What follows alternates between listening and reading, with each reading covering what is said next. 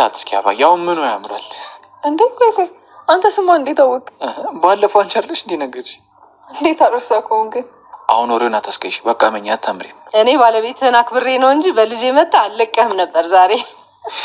እናትና ልጅ ከአንዱ ወንዝ ይቀዳል ማለት ይሄ።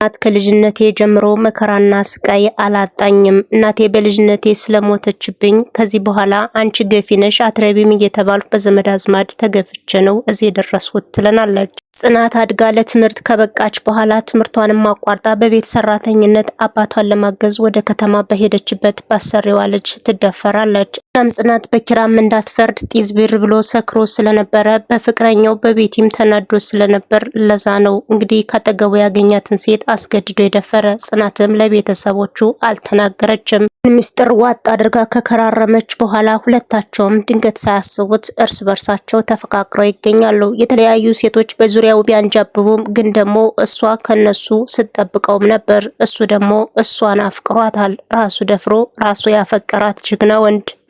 ብዙ ሴቶች በዙሪያው ቢሆንም እሷ የምታደርግለት ነገር ስለሚበልጥ ምርጫውን ወደ እሷ አድርጓል። አሁን ላይ ኪራ የህይወት ታሪኩን ለሰዎች ሲያካፍል እኔ ምርጫዬ አልነበረችም፣ እኔ የምመኛቸው ሰዎች ሌላ ነበሩ በማለት ብቻ ህይወት በራሷ መንገድ ትወስድናለች። እኛ የምናስበው ሌላ፣ ህይወት የምታስብልን ሌላ። እግዚአብሔር ያጣመረውን የሰው ልጅ አይለየውም። ብዙ ነገሮችን አሳልፌያለሁ፣ ብቻ ግን ጽናትን በጣም አፈቅራታለሁ በማለት ብዙ ፈተናዎችን አሳልፎ እሷን ማፍቀር እንደቻለና የሰው ልጅ በምርጫችን ሳይሆን እግዚአብሔር ያዘጋጀልን እንዳለ ለጓደኞቹም እየመከረ ወደ ትዳሩም እንዲገቡ እያደረገ ይገኛል።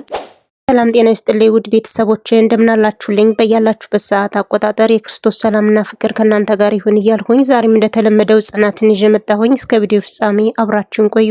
ሌና ከጽናት አባት ጋር በጣም ትግባባና ትወደዋለች። ልክ እንደ አባቷ ነው የምታየው። ስለመጣም በጣም ደስ ብሏታል። አንተ ስለመጣህ ደስ ብሎኛል በማለት ቡና በማፍላት ሌና የብን ጋሼ እያመሰገነው ይገኛል። ጽናት ጎን ከኔም ጎን ሆነ ችግራችን ስለተጋራህን ከልብ እናመሰግናለን በማለት ምስጋና ነው እንጂ ሌላ ምንም የለኝም በማለትም ጨዋታውን ጀምሮለት ነበር። ሌና በዚህ ጊዜ የሚመርቅ ሰው የለም ትላለች። ጽናት አባቷን ከመውደዷ የተነሳ የአባቷን ፊት ሲከፈው እሷም አብሮ ይከፋታል። እናም ከመኝታ ቤት ቁዝም ብላ ተቀምጣ ነበር።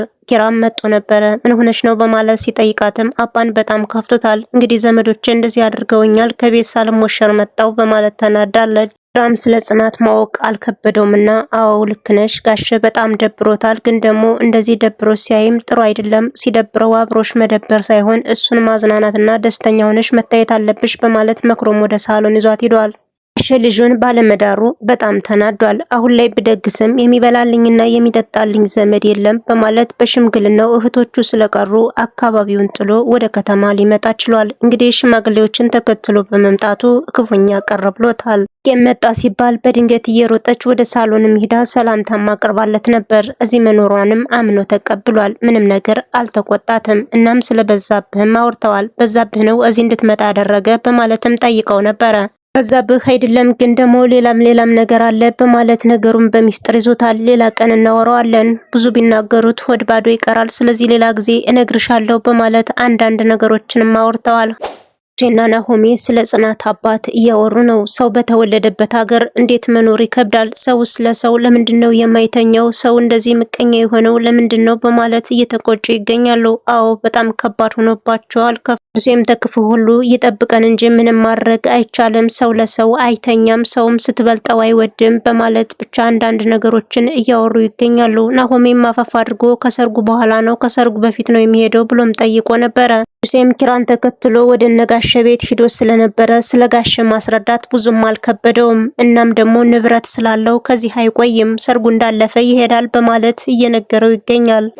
ጽናት አጎት አግኝታ ደስ ስላላት ለሱም ደውላለት ነበረ። እንግዲህ ሰፈር ቀየውን ጥላ ስለመጣች አዲስ አበባ ገብተናል ለማለት ደውላለትም ነበር። እሱ ግን ለስራ ውጭ ሀገር ሂጃለሁ ሲላት ክፉኛ ተናደደች። ጽናትም ድብር ብሏት እንዲው ለስሙ አንድ ሰው እንኳን አንድ ዘመድ ልጣ በማለት ስታማር ነበር። ሌናም ከመጣች በኋላ እኔ እህትሽ አለሁልሽ፣ እንዳይደብርሽ እንዳይከፋሽ፣ ግን ደግሞ እኔ ከጨዋታ ውጭ ምንም ልሰጥሽ አልችልም በማለት አንጀቷንም በልታት ነበር።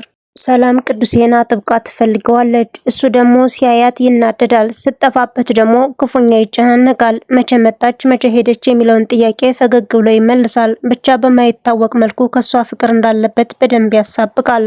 ሰላምን በሩን ልቆፍቁፈው ደግሞ ቢያገኘኝ ቢናደድብኝስ ብላ ስታስብ ምናልባት ለራሱ ጉዳይ እንግዲህ አይኑን ማየት ፈልጋለሁ በማለት አንኳኩታ ከፈተው ናቲ ነበረ። የት ሄዶ ነው ቅዱሴ በማለት ስትጠይቀውም ሰሞኑን ሳያገባ አልቀረም እኔም አይቼው አላቅም በማለት ቀልድና ጨዋታውን ጀምሮላታል። ብቻ እንደመጣሁ ንገርልኝ በማለት እሷም ጥለው ትሄዳለች። እኔ ወደ ጽናት ቤት መሄድ ፈልጋ ነበርና ጽናት ደግሞ ራሷ መጣላታለች። እናም ከቤት ከገቡ በኋላ ምንድነው የምትፈልጉት በማለት ራኬብም ጠይቃቸው ነበር። ምንም ነገር አንፈልግም፣ ለዚህ ስሌና ትሻለኛለች፣ ከሰው ቤት መጥቶ ሳይበላ መሄድ ነውር ነው ትላለች። ስለዚህ እሷ ናት የምትመቸኝ በማለት ምርጫዋንም አድርጋለች። ሌና እስከዚህ ድረስ ትመጣለች እንዴ በማለት ጽናትም ጠይቃ ነበር። እሷ ምን የማታናገረው ነገር አለ? አሁንማ ከዚህ ቤት ቤተሰብ ሆናለች፣ ከራኬብ ጋር ጓደኛ ናቸው በማለት ያለውን እውነት ትነግራታለች። ሰማም በሰላም አዲስ አበባ ገብቶ ብርቄን እየፈለጋት ይገኛል። ከዚህ በኋላ እሷን አግብቼ እኖራለሁ ብሎ ተስፋ ሰንቆ የመጣባት ብርቄ አሁን ግን የውሃ ሽታ ሆናበታለች። ከተማው በጣም ሰፊ ነው፣ የት ፈልጌ እንደማግኘት አላቅም በማለት እየተጨናነቀ ነው።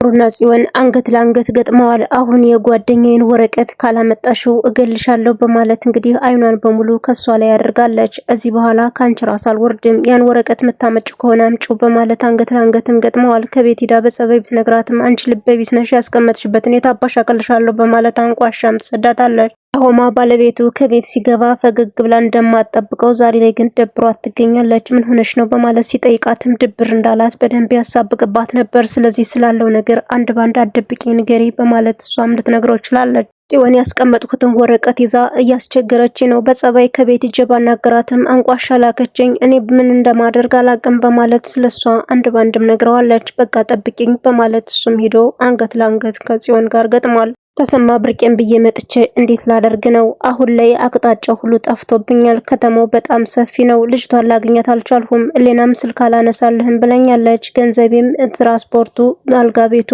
እያስጨረሰብኝ ነው። ስለዚህ ምን እንደማደርግ አላቅም በማለት ከፍተኛ ጭንቀት ላይ ነው። ሆማ በባለቤቱ ቀልድ አያቅምና ጽዮንንም ሂዶ በጥፌ ሊደረግማት ችሏል። ያን ወረቀት የማታመጩ ከሆነ ከባድ ችግር ነው የሚፈጠረው በማለት ከሷ ጋር አንገት ለአንገት ገጥመዋል። ከዚህ በኋላ እኔ አይመለከተኝም፣ ያች ልበቢስ ሚስትህ ስላጠፋችሁን የምላድርግልህ በማለት አንጃ ግራንጃ መልሳለች። ሆምም ሚስቱን ስለተናገረችበት በጥፌ ሊደረግማት ችሏል። እየተጋገዛችሁ የምደበድቡኝ ምን አደርጓችሁ በማለት አካኪ ዘራፈም ስትል ነበር። አርፈሽ የማትቀመጭ ከሆነ እና ደግሞ የወሰድሽውን የማትመልሽ ከሆነ እገልሻለሁ በማለት ዝቶባታል።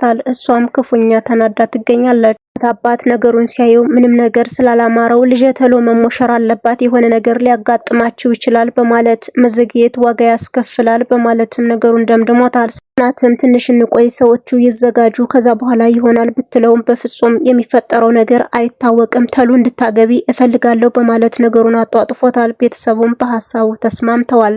ድና ክቡር የሆናችሁ የቻናል ቤተሰቦች እስከ ቪዲዮ ፍጻሜ አብራችሁ ስለነበራችሁ ከልብ እያመሰገንኩ በሌላ ቪዲዮ እስከምንገናኝ መልካም ምሽት ይሆንላችሁ።